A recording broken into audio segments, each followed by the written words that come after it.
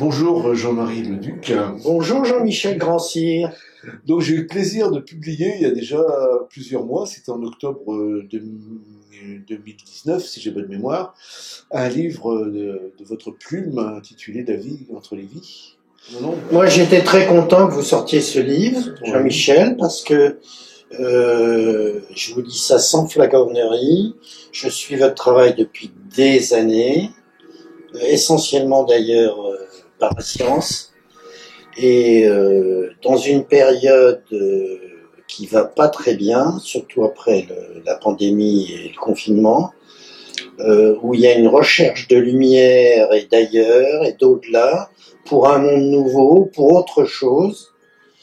Moi j'ai été content d'avoir pu apporter ma petite pierre grâce à vous. Effectivement, le livre est un petit peu mal tombé, Oui. Parce qu'il est arrivé juste avant une crise majeure, qui fait qu'il n'a pas pu bien se propulser, se faire connaître. Cette interview va y aider, j'espère. Et comme vous le dites dans la présentation du livre sur le site des éditions Jean-Michel Grand-Cyr Éditions, c'est le début d'une série. Le deuxième est en cours et petit à petit nous allons affirmer, confirmer, élargir les informations qu'on a la chance de recevoir. Donc on a la chance, c'est-à-dire Lucie, une médium que vous connaissez, voilà, avec qui vous êtes en contact et qui vous transmet des informations essentielles. C'est voilà. bien cela. Dans ma carrière professionnelle de journaliste, j'ai eu la chance de rencontrer beaucoup de gens extraordinaires. Ça a été une grâce. Et j'ai eu la chance de rencontrer beaucoup de médiums qui m'ont toujours intéressé, en commençant par Georges de Bellerive, qui est un très grand médium lyonnais, de la tradition lyonnaise, de Papus. D'autres, mon ancienne voisine Judith Henry à Paris, Dorothée Coquelin-Bismont, bien sûr, qui a écrit exactement, oui. Qui est médium et qui est la grande spécialiste d'Edgar Cayce. Oui.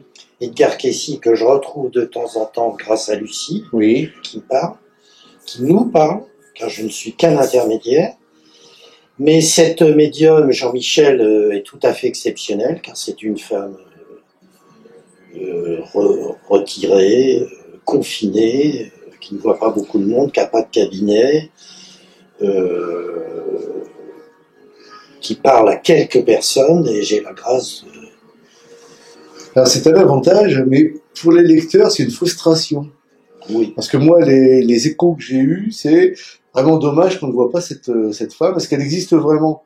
Et je me suis moi-même posé la question, quand, à force qu'on me répète ça, je me suis dit, c'est peut-être lui qui écrit les livres, qui est médium, et qui ne veut pas le savoir, et qui fait parler quelqu'un d'autre à sa place. Alors, il m'arrive de faire des séances de tarot. J'ai quelques dispositions familiales grâce à mon arrière-grand-mère Héloïse, mais effectivement, là, je m'efforce de faire un travail sous votre contrôle de journaliste. Je rapporte et je classe et je trie ce à quoi Lucie a accès, de plus en plus. Elle existe et peut-être, si vous le souhaitez, peut-être, si on y arrive, peut-être qu'on peut faire un audio avec cette volontiers, oui, on pourra le faire. On peut aller se transporter sur les bords de la Creuse, dans le Berry, et faire un audio. Je sais pas combien de temps, je pense que ça ne sera qu'une fois, car elle se protège beaucoup, car elle souffre,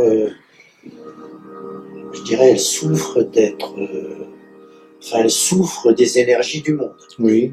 Des énergies actuelles. On en parlait avant notre conversation à l'instant. Les énergies actuellement sont à la fois très bonnes et épouvantables. Et elle reçoit tout ça, elle nous fait passer les bonnes, mais elle souffre beaucoup des mauvaises. Oui, c'est une période exaltante en fait, parce qu'il passe tellement de choses négatives qu'elle comporte en elle du positif qui va rejaillir par la suite, oui. Mais à quel prix, c'est ça le problème. Oui. Bien sûr. Bien sûr. C'est le message d'ailleurs qu'on reçoit. Il est peut-être pas encore très bien marqué dans ce premier livre, mais je pense dans le prochain, sinon l'un des prochains, il sera indiqué, marqué. C'est que on nous demande de tenir, on nous demande de traverser tout ça. Et comme par ailleurs, ayant découvert la méditation avec les maîtres tibétains en 74, je donne en Normandie, j'anime des sessions de méditation. On nous conseille, et je le conseille dans le livre, hein, vous le savez. Tout à fait. Oui. La méditation, le yoga, la méditation, beaucoup, beaucoup, beaucoup. Méditation, respiration, beaucoup, pour traverser les horribles moments qu'on traverse tous.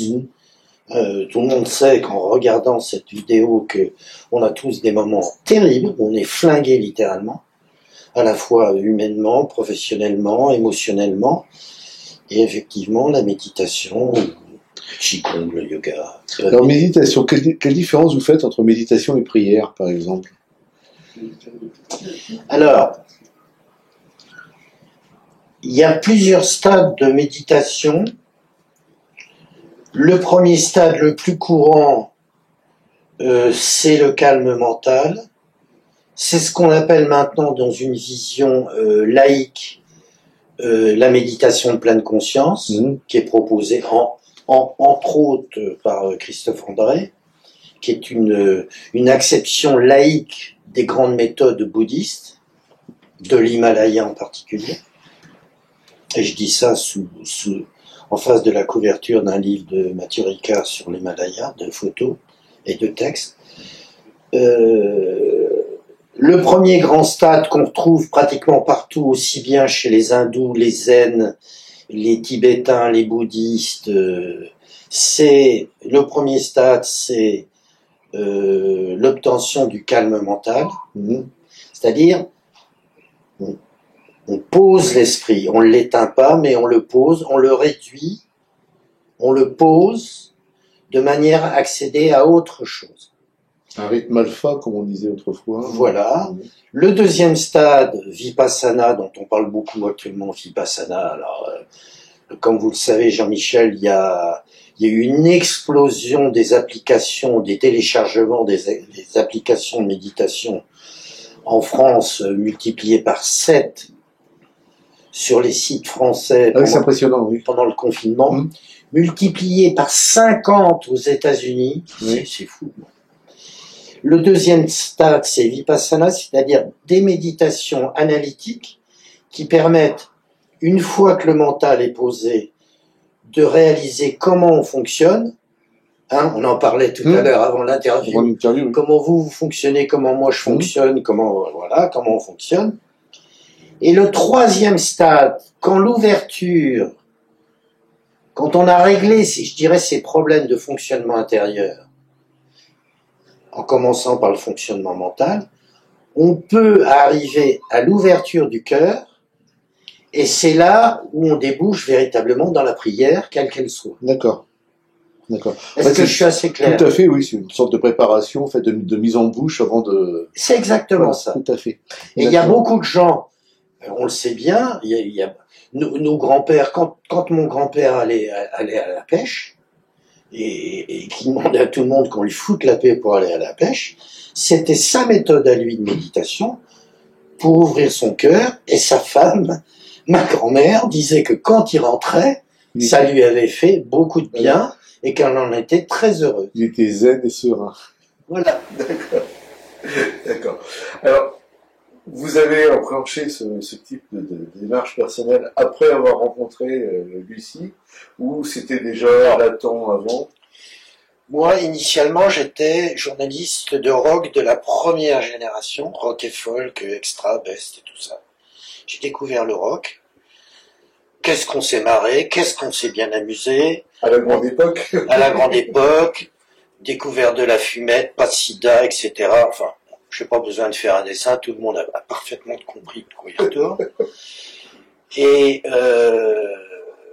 j'étais particulièrement marqué, donc j'avais un petit atavisme, j'étais particulièrement marqué par Pink Floyd.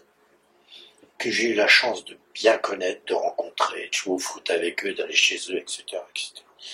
Une époque où tout ça était très naturel, très facile. Il n'y avait pas 200 attachés de presse et à travers Pink Floyd, j'ai réalisé qu'il y avait des espaces intérieurs. Ça a rejoint des conditionnements intérieurs. Et à travers des musiciens, connus, j'ai rencontré Kalu Rinpoche, qui a fondé le premier grand centre de méditation bouddhiste tibétaine dans le Morvan, qui est devenu le temple des 1000 Bouddhas, qui est maintenant une énorme usine à méditation. Le mot usine n'est peut-être pas le bon mot, mais enfin, une énorme structure de méditation. Et je me suis intéressé donc à tout ça, et plus tard est venu le tarot et quelques rencontres de grands médiums que vous appelez, Jean-Michel Grand-Cyr, les transcommunicants. Oui. Et après vérification dans les archives familiales, j'ai pu vérifier des événements que je ne connaissais pas, qui m'ont été donnés Par Véronique. par Véronique. Par Lucie, qui était l'intermédiaire de Véronique. Alors ce qui est étonnant avec Lucie, par rapport à d'autres médiums qui ont des... alors vous êtes un spécialiste de tout ça, mais pour moi ça a été une découverte. Par rapport à d'autres médiums qui étaient un peu solennels, ou grandiloquents, qui prenaient des pauses, qui s'asseyaient derrière un bureau, avec des cartes, dans des pièces... Oui, c'est une mise en condition, et puis une mise en situation. Voilà, une mise en scène, une mise en situation. Ce qui est étonnant dans le cas de Lucie, c'est que c'est étonnant, mais c'est pour ça qu'elle est complètement préservée, qu'elle ne voit pratiquement personne, qu'elle se ménage, qu'elle s'économise, parce qu'elle a une qualité de communication, de transmission, qui est inouïe. C'est-à-dire, elle serait là, elle vous saluerait, elle pourrait s'asseoir dans ce fauteuil, vous regardez, puis d'un seul coup, clac, et ça y est, c'est fait. Et elle parle comme ça. D'accord. Et sa voix change quand elle incarne quelqu'un? Oui, pas tant que ça. Pas tant que ça.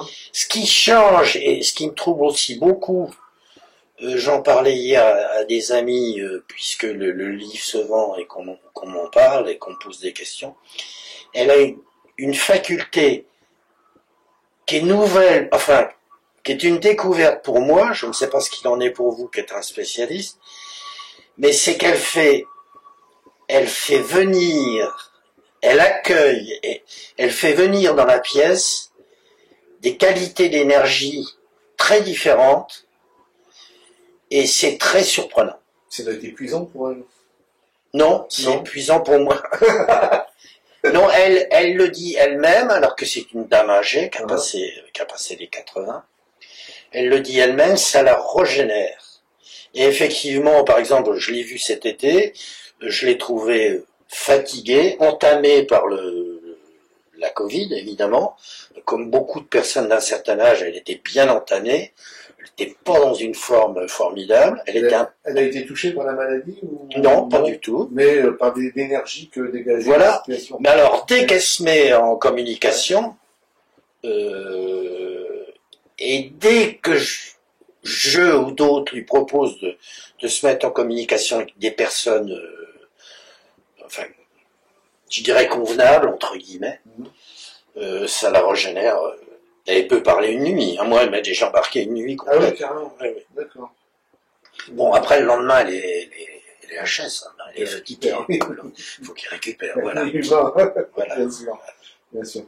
Et elle est très axée réincarnation. Ça, c'est le thème central du livre. La thématique de la réincarnation revient en permanence. Alors, elle était très axée sur la réincarnation. Et maintenant, et ça sera, j'espère, l'objet du prochain, elle est très axée maintenant sur les énergies. Oui. C'est devenu pour elle la grande affaire, c'est que elle découvre en tant que transcommunicante, elle découvre le fonctionnement des énergies. D'ailleurs, dans le livre, elle en parle un peu, et il y a même des dessins médiumniques. Oui. Elle nous donne une petite idée actuellement des enjeux énergétiques qui sont pas loin des enjeux écologiques d'ailleurs. Mais là, dans ce premier livre, elle est très axée sur la réincarnation parce que je pense que, ça, elle m'en parle et c'est très touchant d'ailleurs, c'est qu'elle-même vit une expérience. Et qu'elle-même, quand elle n'est pas branchée, quand elle nous en parle comme nous on en parle ensemble, elle va de découverte en découverte. Et d'ailleurs, dans la conversation, parfois, ma sœur ou un guide ou voilà dit ah ben je vois que Noël veut intervenir et se pose une question ou va faire une observation et là il y a une sorte d'aparté. Noël c'est Noël c'est l'un des autres noms. Ah d'accord. Un autre guide qui va voilà et tout ça est troublant, tout ça est très intense et en réalité, pour présenter un livre comme celui-ci, je ne sais pas ce qu'il en est pour mes confrères, mais enfin, il y a un gros travail de tri, bien sûr, de mise au clair, voilà. Et puis de ne pas se tromper non plus, de ne pas mal interpréter, parce que voilà. En fait, quand vous voyez Lucie, vous avez un magnétophone, un petit dictaphone que je vous ai montré tout à l'heure. Oui. Ce qui m'a permis d'entendre la voix de Lucie, d'avoir la confirmation qu'elle existait bien. Tout à fait. Et puis il y a des choses. Et on en convient ensemble après, hors communication. Il y a des choses qu'on ne peut pas dire. C'est normal. Il y a des choses qu'on ne peut plus dire, ou on ne peut pas encore les dire. Faut pas aller trop loin, faut que tout ça reste... c'est quand même un grand mystère, faut que tout ça reste vivable pour tout le monde. Pour elle, pour moi, pour vous, pour tout le monde. Alors, la notion de réincarnation par rapport à la situation. Alors, il y a une chose qui me titille un petit peu, c'est que on évolue de vie en vie, ça avance, on progresse en principe, et là on arrive à une société qui est faite de tas de gens qui ont évolué pendant des tas de vies, et la situation actuelle est épouvantable. Comment on peut expliquer cette dichotomie entre Parce que je vais corriger Jean-Michel ce que vous venez de dire, c'est qu'il n'y a pas nécessairement de vraie, j'insiste sur l'adjectif, de vraie progression de vie en vie. On peut très bien, d'après ce qu'on m'a dit, à ce que j'ai compris, justement. On peut très bien stagner, se réincarner plusieurs vies de suite et pas avancer spirituellement véritablement. On peut avoir des petites vies pépères ou pour X raisons, on peut en parler, pour X raisons, on décide de pas faire beaucoup d'efforts, d'être plan-plan, de s'occuper de sa voiture, de sa femme, de ses enfants, d'essayer de faire bien les choses comme ça, c'est déjà pas mal. Ce qui est déjà pas mal. Il faut pas avoir de jugement terrible. C'est aussi bien de bien s'occuper de sa famille, ou de son boulot, ou de sa mission. Mais vous avez compris, en fait, par rapport à votre question, on n'est pas toujours dans des grandes évolutions, ou même dans des évolutions. Non. On peut stagner. On peut stagner, oui, tout à fait. Tout à fait.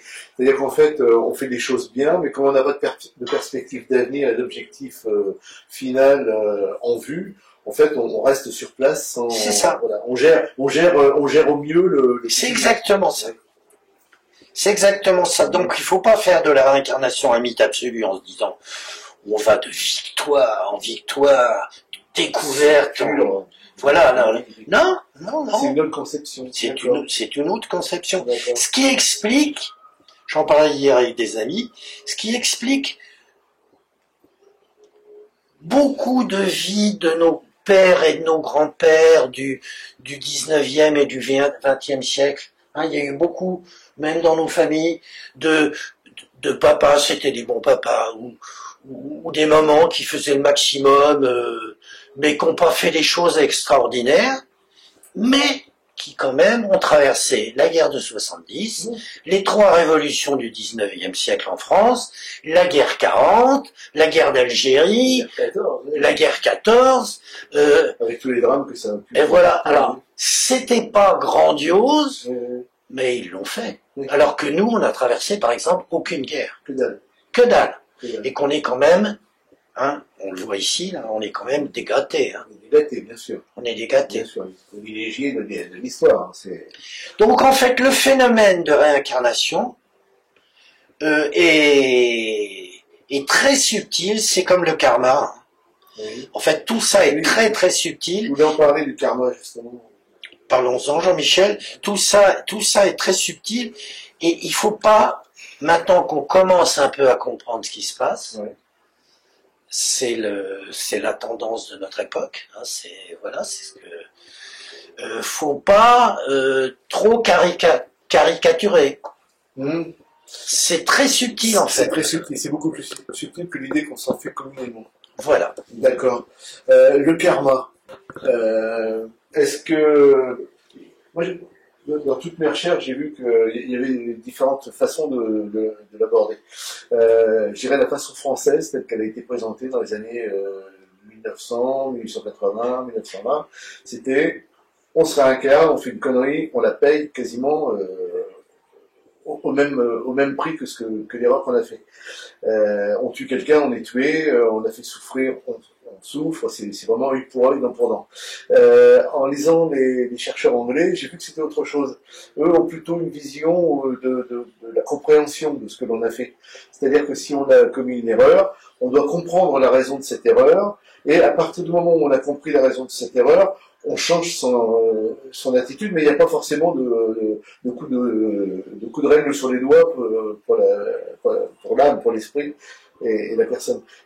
Lucie voit ça comment par rapport à ces deux visions antagonistes? C'est fascinant parce que les guides qui parlent, en particulier mes 2 guides, mes 3 guides, qui sont en fait les guides, dans mon cas, je vous parlais des vôtres tout à l'heure. Oui. Dans mon cas, c'est des grands-pères de vie très anciennes, qui sont attachés à moi et qui, au lieu d'aller au fin fond de l'univers vivre d'autres vies, ont décidé de me suivre et de m'aider et de temps en temps de m'injecter des énergies et des conseils et des intuitions. Et ce qui est très intéressant dans ce que me disent les guides, c'est que il n'y a pas de hasard, il n'y a pas de hasard, le hasard n'existe pas. C'est ce que je retrouve actuellement dans les enseignements tibétains que me prodiguent des maîtres tibétains de méditation, où on parle beaucoup du karma, et j'ai des bouquins là ici qui en parlent très très bien. On est tout à fait dans ce que vous venez de dire par rapport aux analystes anglais. Et actuellement, on se rapproche à la fois dans ce que disent les guides, ce qu'ils me disent, ce qu'ils nous disent, et de ce que disent les textes traditionnels tibétains. C'est-à-dire, le karma, c'est effectivement, on reçoit la monnaie de sa pièce, mais c'est pas simplement ça. Ça, c'était une version, je dirais, c'était un logiciel qui est complètement dépassé. Et le logiciel actuel, c'est, on reçoit la monnaie de sa pièce, mais par son attitude présente actuellement, on conditionne, on fabrique un karma pour tout à l'heure. C'est pas simplement d'une vie à une autre. D'une vie à une autre. D'un instant à l'autre. C'est-à-dire que maintenant, il y a une conjonction entre les neurosciences, les neuroscientifiques, les guides, les tibétains, comme quoi tout ça, il n'y a pas de hasard, tout ça est en train de se cristalliser dans une acception du karma qui est, en fait, le karma, c'est qu'on conditionne à chaque instant du présent, le présent futur et le futur. C'est-à-dire, ma manière actuellement de vous regarder va conditionner notre communication dans un quart d'heure. Et ça paraît évident, mais en fait, on le découvre. C'est un enchaînement permanent. C'est un enchaînement permanent. Et un enrichissement permanent. Voilà. D'accord. Qu'est-ce qui se réincarne? quand on meurt, et quand c'est incarné? Alors clairement, parce que j'ai eu des enseignements de tibétains bouddhistes là-dessus, et zen, sur les grandes 8 consciences, ce qui se réincarne, c'est la grande conscience supérieure, la 8e. C'est-à-dire, nous sommes et nous avons fabriqué de vie en vie une conscience supérieure, intime, profonde, qui est un petit bout de la grande conscience de la source du grand tout, et c'est cette conscience qu'on enrichit, qu'on élargit, qu'on nettoie, qu'on purifie, qu'on muscle, etc. Enfin bon, voilà. C'est pur. Voilà, et c'est ça qui se réincarne. Et le moi, alors, il n'y a plus de moi, c'est fini. La question, la grande question. Qu'est-ce que je deviens, moi? Alors, je vais être obligé de vous parler des 7 consciences. Allez-y. On y va pour les... Allez, on y va. Allez. On y va pour les 7 consciences. Enfin, je devrais dire les 8 consciences. On a... Là, c'est intéressant parce que, comme je vous le disais tout à l'heure, on a actuellement une cristallisation entre les découvertes des neuroscientifiques et des psys, les grands enseignements traditionnels tibétains ou zen, et des communications riches de l'invisible, à travers Lucie. Oui, on est plein dans le 5 consciences de base qui sont les 5 consciences sensorielles. La conscience visuelle, on se regarde, la conscience auditive, sonore, on se parle. Mais ces consciences ne fonctionnent que grâce à la 6e. La 6e, c'est la conscience mentale. C'est-à-dire que quand je regarde Jean-Michel Grand-Cyr qui est en train de m'interviewer, j'ai conscience d'un monsieur avec une forme, avec ses caractéristiques physiques, mais grâce à la 6e conscience, je sais maintenant que c'est Jean-Michel Grand-Cyr. C'est la 6e conscience qui identifie, qui caractérise. Ensuite, 7e et 8e conscience. C'est-à-dire qu'à un moment, on dépasse la conscience mentale et on en revient à la méditation du calme mental. Et on débouche sur la grande conscience 7 et 8, qui est la grande conscience universelle, qui est 7 voilée, encore impure, encore restrictive, encore inachevée, et qui petit à petit, par le jeu de la réincarnation dont vous parliez tout à l'heure, va s'épurer, s'enrichir et pouvoir rejoindre le grand tout. Et là, on est dans la 8e conscience, qui est la source, en fait. On est réintégré. Donc on est un rayon de la source. On est un rayon de la source. Est-ce qu'en fait, on n'est pas tous la même chose, le même être? Alors, j'ai pas tout à fait répondu au moi. Ouais. Je voulais pas me défiler, j'allais y venir. Et je vais essayer de vous répondre après. Et en fait, le moi, il est entre la 6e et la 7 conscience, la 6e et la 7e conscience voilée. Oui. C'est-à-dire qu'il y a un moment, on est quand même obligé de piloter le véhicule et d'avoir un véhicule, sinon on n'avance pas. C'est comme si on n'a pas de bagnole, on peut pas venir en Normandie, ou aller chez vous à Agnières. Bon, voilà. Donc en fait, le moi, il est là. Mais le moi, il disparaît la mort, il disparaît petit à petit par la compassion, par l'ouverture du cœur, par la charité, la bodhicitta, tout ça. Oui. Voilà. Donc là, est-ce que j'ai répondu à... À peu près, mais quand on dit un tel s'est réincarné dans un tel, qu'est-ce qui reste du premier Alors dans mon prochain livre, je fais un peu de teasing. Oui, c'est bien. Dans mon prochain livre, il y aura en particulier 2 personnes très connues, parce que cette fois-ci, il va y avoir une accroche plus commerciale.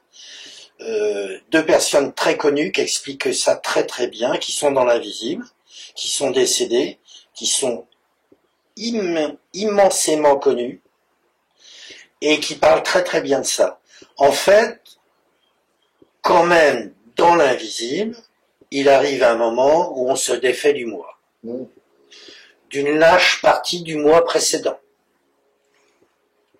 Et on peut s'en défaire complètement si on est dans une attitude de neutralité, puisque bien souvent, mais ça vous le savez très bien parce que vous avez écrit là-dessus, dans l'invisible, on passe par une phase première ou des phases premières successives de neutralité pendant lesquelles tout le monde se récupère, se rassemble, se guérit, puis ensuite s'enrichit pour envisager ensuite une autre incarnation. Je sais pas si je suis... Oui, oui, non, mais j'essaie de comprendre parce que quand quand un personnage au Moyen-Âge, par exemple, se réincarne 150 fois au cours des temps qui suivent, qu'est-ce qui reste du premier, quoi? C'était la grande question que je me posais. Il reste, c'était votre question de tout à l'heure, en fait, il reste la conscience. Oui. C'est qu'en fait, c'est pour ça que l'enseignement bouddhiste des 8 consciences, qui est maintenant confirmé par les neuroscientifiques et par les psys, par Christophe André, par d'autres, et par les guides, certains guides de l'au-delà, de l'invisible, il reste une conscience, mais qui s'est défait du superflu, on dirait. Du superflu du Moyen-Âge dont vous parliez. Oui. Peut-être que la personne, enfin on pourrait imaginer que cette personne-là, au Moyen-Âge, s'éclatait en allant danser à une fête de village et tout ça. Bon, non, bon, c'est fini ça. Déjà, on s'en souvient plus nous-mêmes de ce qu'on a pu faire il y a 25 ans, voire la veille, voire 5 minutes avant. C'est sûr qu'il y a un truc qui se fait. Voilà, et c'est très troublant d'ailleurs chez les personnes âgées, de voir que petit à petit, les gens qu'on aime se défont de choses qui sont pas mal, qui sont bien, qui font une vie, mais qui n'ont plus beaucoup d'importance. Et la conscience qui d'après ce que j'ai compris et de ce qu'on me dit, la conscience qui se réincarne, elle est quand même vraiment dans l'essentiel. Et le temps dans l'au-delà, la notion bien matérielle, bien... Alors, je le dis dans le livre, je le redirai, d'autres l'ont déjà dit et le rediront, mais d'après les dernières informations de cette médium, le temps n'existe pas. Donc il est même parfois difficile, et ça fait partie de mes petits problèmes de transcripteur, voilà. C'est-à-dire que pour eux, ça n'a pas d'importance. Ça n'existe pas. Et c'est intéressant, parce qu'on en parlait tout à l'heure lorsque vous êtes venu en arrivant, avant d'installer tout votre matériel pour cette interview, on est exactement dans les dernières conclusions de la physique quantique. Le temps et l'espace n'existent pas. Alors le temps et l'espace n'existent pas. Comment se fait-il que les réincarnations se fassent de manière linéaire dans le temps? Ça m'a toujours posé problème. Est-ce qu'on peut pas se réincarner il y a non, et ça j'en parlerai. Ouais. Enfin, permettez-moi d'être affirmatif. Ça j'en parlerai. Si je n'en ai déjà parlé, mais je veux dire que, pardonnez-moi, mais je suis un peu perdu entre le premier et le deuxième livre. Oui, donc, je comprends. Puis comme j'ai de la matière pour 4 livres, plus tout ce que je lis chez vos auteurs préférés d'ailleurs, que vous publiez, en fait, écoutez bien, parce que ça c'est quand même... moi j'ai mis plusieurs années à le vérifier.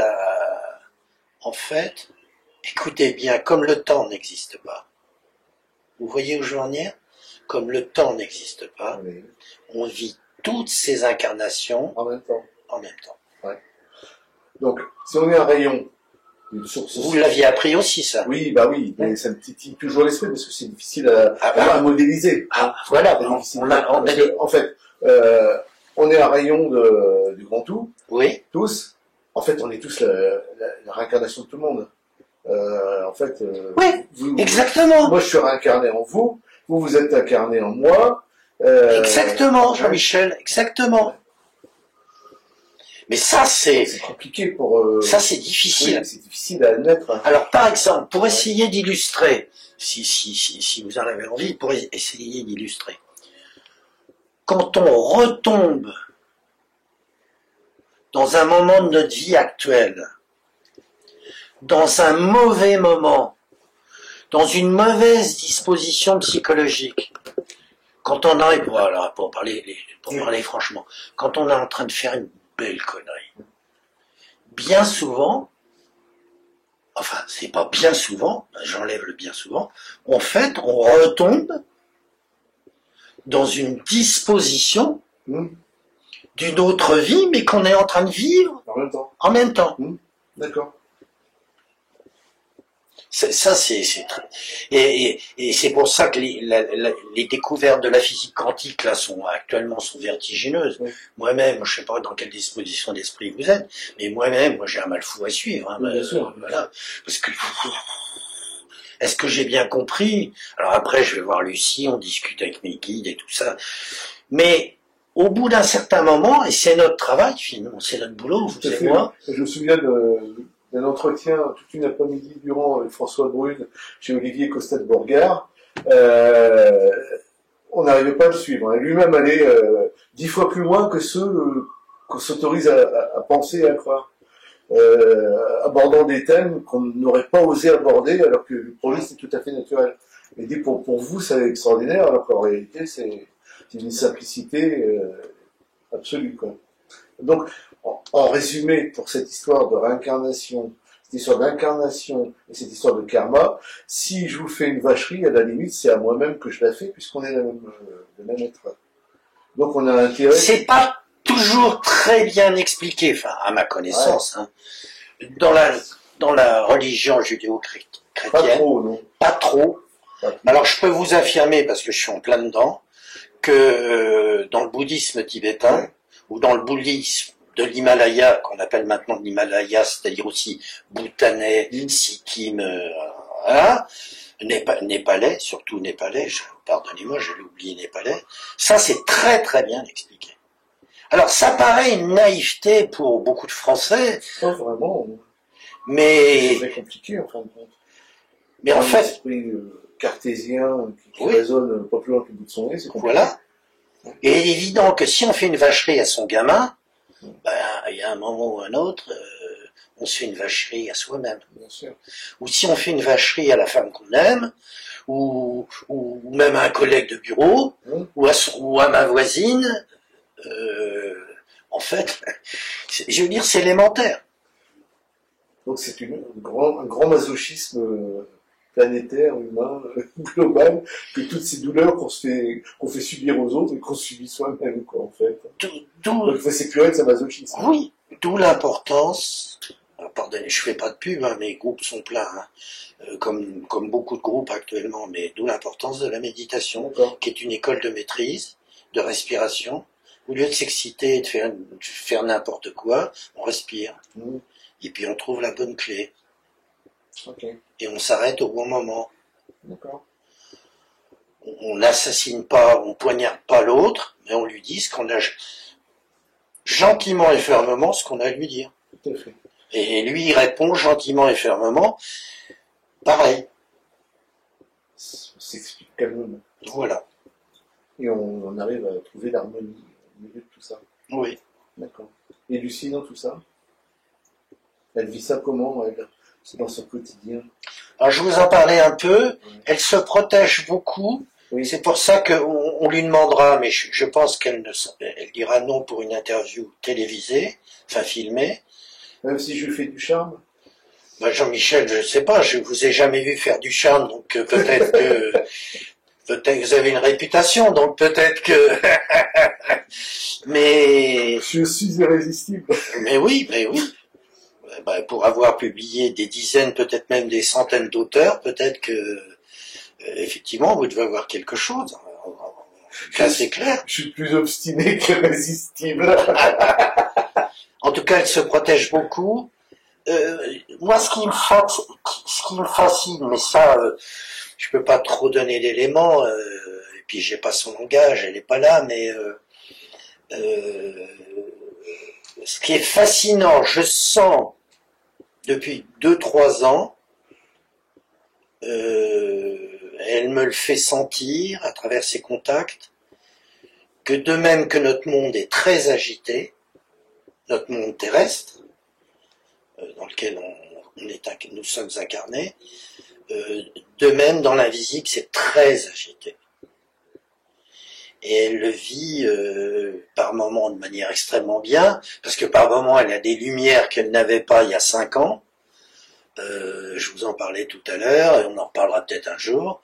Elle a des lumières qui sont absolument renversantes, mais à d'autres moments elle est en difficulté, elle veut plus parler, elle veut pas parler. Oui, il y a une guerre de l'autre côté. Ah, clairement. Alors ce qui est très curieux, c'est que même du côté chrétien, on retrouve les mêmes notions. Là, je suis en train de préparer le livre de François Brune que je vais rééditer, qui s'appelle Dieu et Satan, et dedans il parle de cette bataille qui se passe ici et partout et qu'on ne voit pas parce que nous on est dans notre petit monde bien matériel, mais il en parle et il dit que c'est épouvantable tout ce qui se passe de l'autre côté. Parce que cette lutte entre des forces contradictoires. Oui. Mais ça vaudra peut-être la peine de faire une interview complète sur cette notion-là. Oui, parce que moi je dois dire, mais moi je suis un journaliste qui découvre, hein, Oui. Même si j'ai de temps en temps moi aussi des petites lumières, mais en fait nous sommes voilà, on essaie de. Mais pour moi c'est une surprise parce que je pensais qu'en fait j'avais pas compris, mais ça dans le prochain livre ça va être. Je vais insister là-dessus. Enfin, je vais insister. Je vais faire en sorte que ça soit bien dit par ceux qui le disent et comme ils le disent. C'est que moi, je pensais qu'en fait, de l'autre côté, c'était un monde figé. Oui. C'était un monde qu'on ne connaissait pas, mais qui était figé. Ah oui, mais c'est un musée figé. Voilà, oui. Mais en réalité, et maintenant ça je l'ai compris parce que de temps en temps je me fais tirer les oreilles, hein, c'est pas toujours de temps en temps on me dit oh là vraiment là t'as rien compris, hein. Et des fois on me le dit en des termes plus durs. Oui, mais en même temps on peut penser ça aussi parce que moi je vois par exemple les images qui arrivent de l'au-delà en transcommunication. Il y a rien d'innovant quand on a des gens qui sont devant des appareils. Je me souviens dans les années 90, il y avait des expérimentateurs luxembourgeois qui obtenaient des images qui montraient des chercheurs qui étaient devant des ordinateurs. C'est des ordinateurs qui sont complètement dépassés aujourd'hui. En fait, ils nous renvoient des images de notre monde à nous, ce qui est supposé que c'est un monde figé, justement. Donc on a un peu tendance à accréditer cette hypothèse-là. Oui, alors deux choses, alors que ça change tout le temps, oui. Que on l'explique tout le temps. Il y a des fois je dis ah ouais mais attendez, la dernière vous m'avez dit que on dit Jean-Marie t'as rien compris. Ça c'était l'an dernier. C'était l'an dernier, voilà, ça bouge tout le temps. Et l'énergie mondiale bouge tout le temps. Et la source fait bouger tout ça. Puis là ça bouge un maximum. Voilà. Très vite, hein. Ça c'est le premier truc. Puis c'est la première observation. La deuxième observation, Jean-Michel, c'est que on en revient aux 8 consciences, oui. Qui est un enseignement fondamental. Si vous voulez, d'ailleurs, je vous ferai un article un jour là-dessus. Oui. C'est un enseignement fondamental parce que on est obligé d'avoir un véhicule, de passer par quelque chose, ouais. Comme vous actuellement, qui êtes en train de filmer, voilà. Et on va avoir une image des vieux ordinateurs des années 70 parce qu'on est obligé de passer par une conscience visuelle comme ça. Mais en réalité, tout ça n'est que transitoire,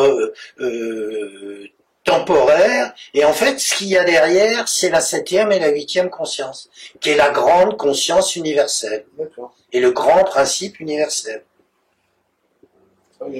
C'est pour ça qu'il faut pas arrêter de faire ce qu'on fait, parce que ça bouge tout le temps. Et on va attendre le 2e livre avec impatience. Mais parce que j'aimerais bien savoir qui sont ces 2 personnages. C'est autrefois célèbres de leur vie. Je vous ai déjà donné beaucoup trop de détails à mon goût, mais j'étais. Moi, je suis une curiosité insatiable. Donc, mais oui, mais voilà. Je viendrai vous torturer pour le savoir. Très bien. Merci pour tout, Jean-Michel. De rien, c'est moi qui vous remercie.